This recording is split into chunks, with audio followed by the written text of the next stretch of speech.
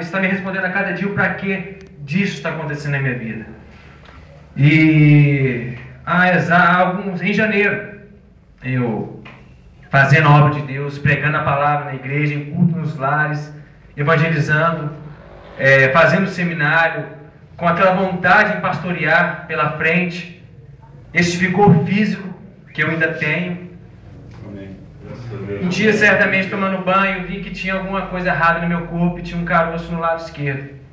Fui ao médico, como qualquer coisa errada que acontece no nosso corpo, a gente logo fica preocupado. E fui ao médico e ele disse: pode voltar para casa que você não tem nada. Fiz alguns exames. 2 meses depois aparecem mais 2 caroços. Voltei ao médico: pode voltar para casa que você não tem nada. Ok? Mas há 4 meses atrás apareceu mais caroços em todo o meu corpo. Eu disse: isso é errado. Isso não é normal não. Procurei um especialista. Fiz alguns exames. Eu fiz um exame em que eu fiquei 6 horas dentro de uma sala congelada. Aquilo ali foi o lugar onde eu tive até hoje um momento mais íntimo com Deus. Porque eu não conseguia enxergar ninguém do meu lado, mas quando eu olhava para cima eu via que alguém olhava por mim. Numa sala gelada onde não tinha ninguém, eu tive a maior experiência com Deus até hoje, fazendo o exame. E neste exame eu pude chegar diante do médico e ele me dá a resposta que eu tinha um câncer. Um câncer que para uma pessoa de 24 anos de idade é raro. É um câncer raro, porque esse câncer, quem tem esse tipo de câncer são pessoas a partir de 65 anos de idade. E esse câncer ele tem 4 estágios, e o meu está no 4º. Mas, no dia que eu recebi a notícia, o médico me virou o papel e disse assim: esse aqui é o tratamento que você vai ter que fazer, quimioterapia.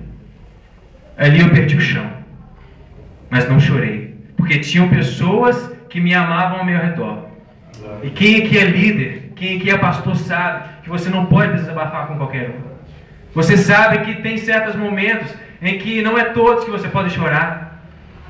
E quando nos é entregue alguma liderança, alguma coisa de extrema importância em nossas mãos, nós temos pessoas e lugares onde nós podemos desabafar.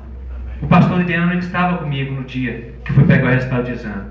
E eu estava até então forte, mas por dentro estava querendo chorar logo. Ele viu como meu pastor, entendendo o que eu estava passando, me colocou no carro dele e me levou para outro lugar. E minha família foi para casa.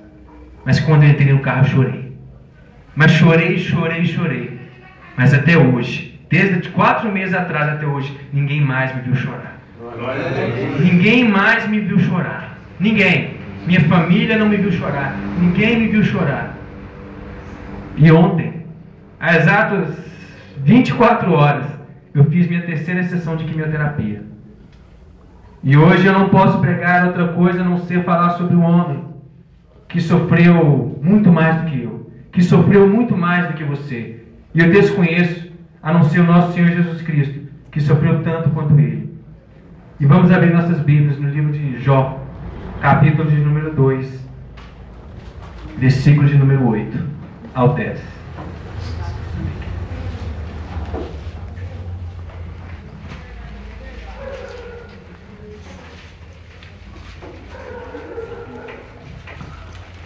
Jó 2, 8 ao 10. Amém? Amém? E diz assim a palavra do Senhor: E Jó, tomando um pedaço de telha, para raspar com ele as feridas, assentou-se no meio da cinza. Então sua mulher lhe disse: Ainda retens a tua sinceridade? Amaldiçoa teu Deus e morre. Mas ele lhe disse: Como fala qualquer louca, assim falas tu. Receberemos o bem de Deus e não receberíamos o mal? Em tudo isso não pecou Jó com seus lábios. Senhor Deus, meu Pai, obrigado, meu Pai, pela leitura da Tua palavra, meu Pai. Meu Pai, que essa noite venha ser, meu Pai, um divisor de águas em nossas vidas, meu Pai. Porque cremos, meu Pai, que passamos por lutas, mas nossas lutas são passageiras, meu Pai. Tudo, meu Pai, contribui, meu Pai, para o nosso bem, meu Senhor. Todas as coisas, meu Pai, crendo, meu Pai, a luta que cada um aqui está passando, meu Pai. Porque às vezes não podemos demonstrar, mas só o Senhor sabe o que cada um tem vivido, meu Senhor. Eu profetizo, meu Pai, que este tempo de vale já está passando na vida de cada um. E que eu te peço nessa noite, meu Senhor, em nome de Jesus. Amém. Amém. Glória a Deus. Porque muitas vezes na nossa vida, queridos, nós sonhamos, planejamos, almejamos coisas grandes, porque ninguém pensa pequeno, ninguém sonha pequeno. E eu vejo aqui um homem que nada atribuía a Jó tanto sofrimento, porque a Bíblia relata que ele era um homem íntegro, se desviava do mal. E o que é atribuir tanto sofrimento? O que é atribuir um homem perder em um só dia 10 filhos, perder toda a sua riqueza, perder tudo o que ele tinha e ainda ficar enfermo? Muitas vezes nós olhamos para nós e perguntamos a Deus: Deus, por quê? Eu sou dizimista fiel, eu ganho almas, eu faço isso para o reino do Senhor. Por que isso acontecer comigo? Por quê? O porquê hoje movimenta o mundo. O porquê das coisas. E eu quero entender uma coisa diferente. Eu quero entender o porquê das coisas. Eu sempre tive vontade, em toda a minha vida, de poder falar do amor de Jesus em muitos lugares. E quando eu perguntei ao Senhor para que dessa doença, eu estou pregando em muitas igrejas e falando do amor de Jesus. Almas estão sendo rendidas diante do altar do Senhor. Porque eu entendi que a luta não vem para tentar nos destruir. A luta vem para forjar o caráter. A luta vem para formar um líder. Porque se eu perguntar aqui quem é que nunca passou por luta, ou quem é que não estou passando por nenhuma dificuldade, eu tenho certeza que ninguém vai levantar a mão. Porque a nossa luta só se encerra no dia que o Senhor voltar, ou no dia que Ele nos recolher. Nós vemos aqui um homem que simplesmente por ser íntegro, fiel a Deus, passou por sofrimento. E eu quero destacar aqui 3 pontos em que nós vivemos, em que nós, se não vivemos, vamos viver, e que Jó viveu. E ele venceu todas essas coisas. Primeira coisa, enfrentar as más notícias da vida. Jó, em um só dia, teve que receber a notícia que tinha ficado pobre, receber a notícia que tinha perdido todos os filhos, e logo depois, receber a notícia que já tinha uma enfermidade sobre o seu corpo. Não foi fácil para mim, porque pouco antes de eu receber a notícia que tinha um câncer, chamado de linfoma não Hodgkin, é o mesmo câncer que o ator Reinaldo Giannichini tem. Eu estava no hospital, e quando eu entrei no hospital tinha uma mulher chorando muito. E eu fui até aquela mulher perguntar assim: senhora, o que está acontecendo, que a senhora está chorando tanto? E ela me disse assim, ela me chamou de anjo, ela disse assim: eu não vou te perguntar o nome, eu sei que você é o anjo que Deus enviou aqui para falar comigo. E ela disse assim: minha filha está morrendo lá na UTI. Minha filha está com o pulmão todo tampado e ela está morrendo. Eu disse para ela assim: você crê que o nosso Senhor Jesus pode ir lá e curar a vida dela? Ela disse: eu creio. Mas eu disse assim: antes de eu orar por você, que daqui a pouco ela vai sair de lá, a minha fé disse isso. A minha fé disse isso. E eu acreditei. Eu disse assim para ela: quando ela sair daquela sala, diga a ela para ela seguir esse Jesus que foi lá e a tocou pro resto da vida. Ela disse: eu vou falar com ela. Eu orei. Sentei no banco, continuei chorando e orando no banco do hospital. Quando eu estava quase indo embora, aquela mulher passa por mim. E ela disse assim: anjo, já sorridente, minha filha está bem no hospital. Minha filha está bem lá na sala. Mas pouco tempo depois acontece comigo. E eu perguntei a Deus: Deus, aconteceu com ela, agora acontece comigo. E eu cheguei de frente ao espelho, coloquei a mão onde tinha todos os caroços do meu corpo. Comecei a orar, chorava. Orei, acreditei, confiei que aqueles caroços iriam sumir. Mas quando eu acabei de orar, em prantos, com um rosto cheio de lágrimas, os caroços não tinham sumido. Foi para a primeira sessão de quimioterapia. Foi para a segunda. Ontem chegou na terceira, eu perguntei à médica assim: doutora, todo mundo diz que uma quimioterapia é algo muito doloroso, algo que a pessoa sofre muito. Por que até hoje não senti nenhum sintoma? Eu estou aqui da mesma forma que há 2 anos atrás eu entrei no seminário. Eu estou hoje. A minha saúde é a mesma. Fiz ontem uma quimioterapia, até hoje não senti nenhum sintoma de quimioterapia. Isso já se faz 3 meses. Eu perguntei a ela por que disso. Por que eu não sinto nenhum sintoma? Ela disse: meu querido, sinceramente eu não sei. Porque tem pessoas que entram aqui quase morrendo desse tratamento. Eu pude olhar para o céu e entendi que é o Senhor que me sustenta. Eu pude olhar para o céu e vi que Ele me guarda.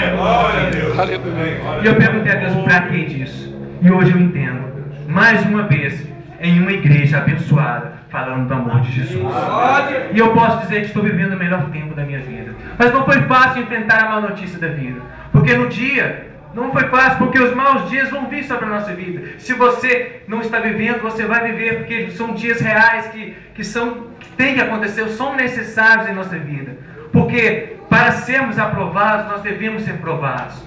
Não existe cura de doença sem a doença. Não existe chegar a uma igreja grande sem começar de ser pequeno. Porque a nossa vida nos ensina isso, porque ninguém nasce já grande. Nós nascemos bebês. A nossa vida, o nosso alimento, a forma em que vamos ser alimentados, vai fazer com que cresçamos saudáveis. E essa igreja nasce pequena, mas a forma em que ela vai se alimentando da palavra do Senhor vai fazer com que cresça uma igreja grande. Aleluia! Glória a Deus! Mas as más notícias vão chegar. A forma de se encarar é crer que daqui a pouco elas passam. Porque más notícias vêm, mas boas notícias também chegam. Aleluia! E outra coisa que Jó teve que enfrentar, algo que para nós é muito difícil, nós que somos seminaristas, quem aqui é pastor, quem aqui simplesmente sonha em algo grande um dia, é o desprezo das pessoas. Porque nem todo mundo acredita em nós. Nem todo mundo acredita no nosso sonho. Nem todo mundo acredita nos nossos projetos. Porque às vezes temos sonhos, ter uma igreja grande, as pessoas olham simplesmente para a nossa vida, para a nossa, talvez, dificuldade financeira, para a nossa limitação. Porque aquilo que nós podemos fazer, nós devemos fazer. Mas as pessoas esquecem que aquilo que nós não podemos fazer, Deus faz por nós. Amém. Porque esta igreja que não depende somente do Haroldo, ele é somente um instrumento. Mas aquilo que ele não pode fazer, onde o Senhor vê que chegou o limite do Haroldo, aí ele coloca a mão, isso e isso. Mas uma coisa eu te digo, as pessoas podem não acreditar em você, mas Deus nunca deixou de acreditar. Porque aquilo que o homem dá aqui, o homem tira aqui. Mas aquilo que Deus dá aqui, está para nascer o homem que tira. Aquilo que Deus te prometeu, Ele é fiel e justo para cumprir. Ele vai cumprir tudo aquilo que Ele te prometeu. Mas receber o desprezo das pessoas não é fácil. As pessoas não acreditarem em nós, que você é capaz, que você consegue fazer algo, não é fácil. Muitas vezes isso já veio sobre a minha vida. Tinham pessoas que, até mesmo da minha família, porque meu irmão é um empresário que tem uma empresa expressiva, onde tem 100 funcionários. E ele, eu fiz o vestibular, passei, ele disse, você vai me ajudar a administrar a empresa. Você vai entrar na faculdade. Uma proposta tentadora. Mas eu abandonei essa faculdade para fazer o seminário e me entregar na obra do Senhor. Não foi fácil, mas hoje isso arde no meu coração. E eu não abandono isso por nada. Ontem minha mãe estava dizendo assim, Lucas, eu acho que se algum pastor te convidar para pregar em alguma igreja, e for no dia da quimioterapia, você adia a quimioterapia e vai falar do amor de Jesus. Eu faço isso mesmo. Eu faço, porque eu sei que quem está me sustentando até hoje é o Senhor Jesus Cristo. Ele que nos sustenta em todos os dias. As pessoas podem ser que não acreditem, mas o Senhor nunca vai deixar de acreditar em nós. Mas existe a terceira etapa, que é talvez a etapa mais dolorosa da vida de um crente, de um homem sonhador, de uma mulher sonhadora, que é quando você ora, você pergunta a Deus, pede alguma coisa a Deus e Ele simplesmente responde de uma forma. Quando Ele não deixa de estar do nosso lado, Ele não deixa de nos ajudar, mas Ele não nos dá toda a resposta que precisamos. Isso vem sobre a nossa vida. Porque Jó não teve todas as respostas que precisava. Jó não teve todas as respostas que ele precisava, mas bastou a presença do Senhor sobre a vida dele, para que nenhuma dúvida ficasse. Amém. Bastou a presença do Senhor para que nenhuma dúvida ficasse sobre a vida de Jó. Tem dia que oramos, perguntamos a Deus por quê que movimenta o mundo, e nunca perguntamos o para quê, e o Senhor se responde com silêncio. Por quê? Certas vezes eu estava perguntando a Deus, por que o Senhor criou o homem por último? Porque se nós lermos em Gênesis, nós vamos ver que o Senhor criou todas as coisas, depois Ele cria o homem. Nós somos a coroa da criação do Senhor, por que nos criar por último? E o Senhor me respondeu de tal forma, quando eu coloco o homem em algum lugar, eu já o coloco com tudo que ele precisa pronto. O Senhor, Ele cria todas as coisas. Se você entra no meio do vale, você pode ter certeza que a porta de saída deste vale já existe. Amém. E o Senhor já está do nosso lado, nos conduzindo a sair deste vale. Aleluia. Por que está falando isso aqui? Porque estamos em meio de liderança. E nós não podemos desabafar com todo mundo. Aqui é a noite em que podemos colocar a nossa vida no altar do Senhor, sem que a sua igreja, a sua congregação, os seus liderados não vejam, porque não é fácil. O meu lugar de desabafar no Senhor no banheiro, porque é o lugar onde ninguém está me vendo. Porque vocês acham que não está sendo muito fácil para mim, não. Tem dia que eu choro, porque o médico disse que talvez eu vou precisar fazer um transplante de medula, onde a rejeição é muito grande, a rejeição de uma medula. Eu tenho 2 irmãos, e se der negativo nos 2, o que eu vou fazer? Mas eu creio que eu vou ser curado. Eu sei que eu estou vivendo. Porque eu digo mais.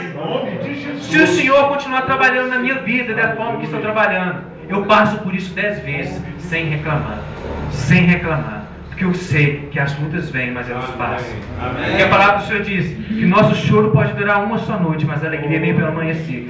Isso quer dizer que vamos sim chorar, que vamos sim passar por lutas, mas vamos ter direito de recomeçar. Nós vamos ter direito de um amanhecer em nossa vida.